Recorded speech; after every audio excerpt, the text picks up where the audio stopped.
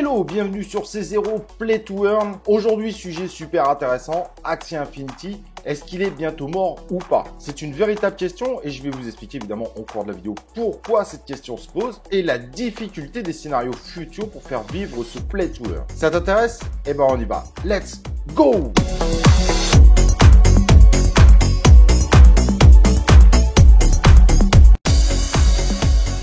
Évidemment, routine de la vidéo, n'oublie pas de t'inscrire sur notre chaîne YouTube pour soutenir cette nouvelle chaîne YouTube dédiée au Play to Earn et surtout évidemment d'activer les cloches de notification pour recevoir nos vidéos en notification, donc être à jour au niveau des actualités Play to Earn et également de participer à nos futurs lives 100% interactifs où tu pourras donner ton avis, participer, bref, les vidéos où tu es le héros. Alors si tu connais pas Axie Infinity, c'est le Play to Earn le plus populaire de 2021 et qui espère garder cette casquette pour 2022, mais il y a un véritable problème qui se pose sur ce jeu. Peut-il survivre? Est-il bientôt mort? Et vous allez voir que répondre à cette question est loin d'être évident et que c'est pas pour rien que les équipes d'Axie Infinity testent différentes choses, parfois quitte à ne pas faire plaisir à sa communauté, mais pourtant ils ont l'obligation de faire quelque chose s'ils veulent pas voir Axie Infinity mourir. Le problème du modèle actuel d'Axie Infinity, les gens rentrent dans Axie Infinity, selon leur investissement peuvent gagner de l'argent, je dis bien peuvent, ce n'est pas une obligation bien évidemment. Le problème c'est que plus on arrive tôt dans le jeu et plus on a de chances de gagner de l'argent. Forcément, les différents éléments qu'on a achetés sont moins chers et donc pour être rentable, on part forcément de plus bas. Alors certains se diraient, bah oui mais si je rentre maintenant c'est quand même vachement plus intéressant que si je rentrais quand l'AXS était à 150 ou quand le SLP était à 35 centimes. Le problème, c'est que ce modèle économique, que certains qualifient de Ponzi, c'est pas vraiment un Ponzi, mais il y a quand même en effet un véritable problème sur ce modèle. Le SLP, c'est la monnaie qui est générée pour pouvoir gagner de l'argent, qui est d'ailleurs utilisée par un certain nombre de joueurs pour gagner de l'argent. Certains essayent d'en vivre d'Axie Infinity, ça il faut bien le comprendre. Et donc, l'objectif d'un grand nombre de détenteurs de cette crypto ont juste l'intention de la revendre, d'en gagner pour en revendre, et qui en fait une crypto-monnaie très difficile à faire pumper. Alors, elle peut prendre x2 d'un coup. Le problème, c'est qu'au moment où la courbe va s'écraser ou donnera l'impression qu'elle pourra plus monter, et ben tous ceux qui ont des gains en attente, ils vont les vendre, les SLP, pour par exemple du BUSD. Ce qui fait que c'est une crypto-monnaie qui a beaucoup de chances en fait de continuer à baisser. Il est très difficile pour des gens qui sont vraiment là uniquement pour gagner de l'argent de holder réellement. Eux, ils ne cherchent pas le long terme, ils cherchent à avoir des gains. Donc ça pose évidemment un véritable problème. Et bien évidemment, on peut avoir les mêmes concepts, bien que l'AXS n'est pas la récompense du jeu, mais on peut avoir le même problème avec l'AXS. Alors comment faire pour que cela survive? Eh bien, il faut tout simplement qu'il y ait de plus en plus d'holders qui rentrent pour combler ces trous. Et c'est pour ça que beaucoup parlent en partie d'un problème justement de Ponzi. Il faut des nouveaux entrants pour payer les anciens. Le problème, c'est que les nouveaux ils risquent de ne jamais retrouver leur argent. C'est encore plus vrai avec le SLP par rapport à son modèle, mais c'est pas forcément faux également pour l'AXS. Et donc, est-ce que l'AXS et le SLP peuvent repumper?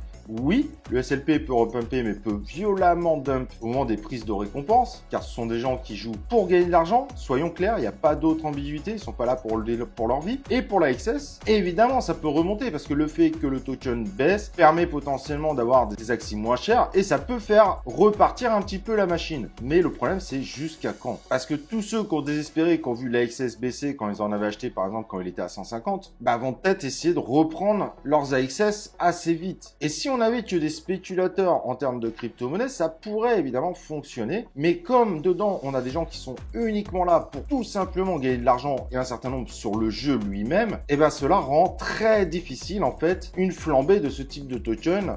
Après, évidemment, la première énorme flambée au moment où on s'aperçoit qu'elle s'est complètement arrêtée. Évidemment, il peut y avoir une balance. Le problème de cette balance, c'est qu'elle peut diminuer au fur et à mesure du temps. Pour le SLP, en l'état, c'est quasiment impossible. Il y a très peu d'holders en réalité sur le SLP. C'est pas l'objectif de cette crypto-monnaie. L'objectif de cette crypto-monnaie, c'est de gagner de l'argent tout simplement sur AXS. Même si, évidemment, on peut en dépenser un petit peu. Mais généralement, ceux qui en dépensent, c'est avec l'objectif d'en gagner derrière. Donc au final, on se retrouvera dans le même modèle. C'est juste un petit report, on va dire. 3 février, ils ont décidé évidemment de changer un petit peu le modèle. Ils ont décidé de moins récompenser évidemment les joueurs dans le jeu. Mais cela pose un autre problème. C'est que tous ceux qui gagnaient énormément de SLP parce qu'ils avaient les meilleurs Axies, ils faisaient les plus gros scores et donc ils gagnaient réellement de l'argent, on est presque sur des professionnels du jeu vidéo en réalité. Et donc ce qui va se passer, c'est que les récompenses sont beaucoup moins intéressantes, sans même parler du SLP qui a sacrément baissé. Mais du coup, vont-ils pas aller sur un autre jeu où les récompenses sont nettement plus intéressantes? Après tout, autant partir sur un jeu qui vient de se lancer où les récompenses sont vraiment intéressantes que de rester sur AXS où je vais commencer à devoir y jouer parce que je suis passionné plus que parce que je gagne de l'argent. Et ça, faut pas rêver. Ceux qui jouent à ce type de jeu pour gagner de l'argent ne sont pas des passionnés du jeu.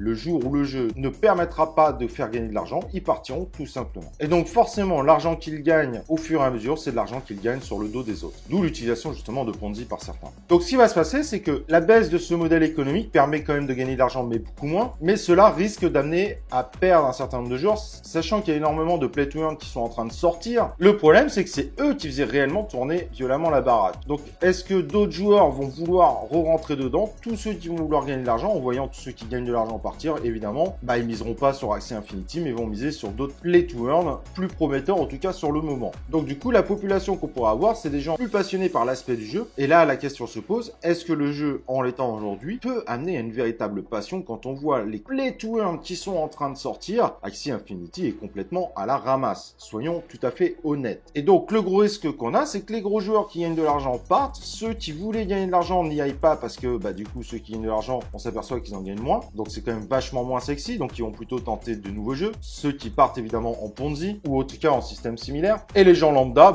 Axie Infinity, c'est pas non plus le jeu du siècle qui fait rêver tout le monde. Donc ça va être très difficile d'acquérir plein de nouveaux joueurs en misant juste sur le fait que les joueurs peuvent progresser, etc.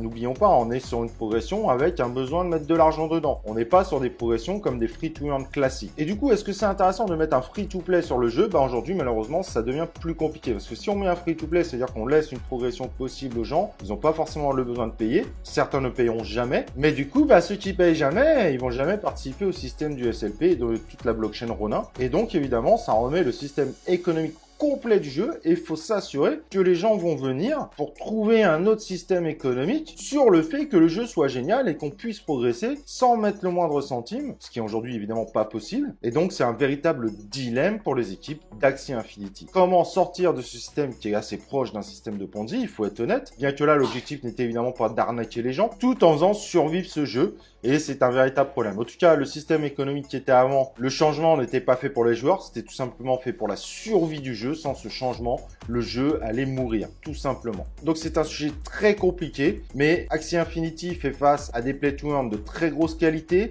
qui attire beaucoup plus sur les aspects visuels et techniques. Ce modèle a probablement déjà atteint l'ATH. Et donc, aujourd'hui, la probabilité qu'Axie Infinity commence à descendre au fur et à mesure que les joueurs perdent espoir avec les changements économiques, on gagne beaucoup moins par rapport à d'autres crypto games qui sont en cours ou qui vont sortir dans les prochains mois, fait qu'il y a beaucoup de chances, malheureusement, qu'Axie Infinity, on le voit bientôt partir dans le top 200, etc. Et puis, évidemment, vous l'aurez compris, baisser au fur et à mesure. Personne, évidemment, ne peut prédire à 100% ce qui va se passer, mais le modèle économique actuel, ou en tout cas celui qui était posé, était mauvais, voire dangereux. Maintenant, changer le modèle économique d'Axie Infinity, je suis pas sûr qu'aujourd'hui le jeu ait les épaules pour le faire. Il y a vraiment des monstres qui arrivent sur le marché qui pourraient tout simplement faire oublier Axie Infinity dès le deuxième semestre 2022. Évidemment, il restera dans les mémoires, c'est quand même un exploit, mais la probabilité qu'il reste jusqu'à fin 2022 en numéro 1 du Play to Earn va être extrêmement compliquée. La probabilité est évidemment très faible. Voilà, j'espère que ce sujet t'a intéressé. N'oublie pas de nous dire ce que tu en penses en commentaire. Le petit like, ça fera plaisir. Et évidemment, nous on se retrouve dans une prochaine vidéo de C0.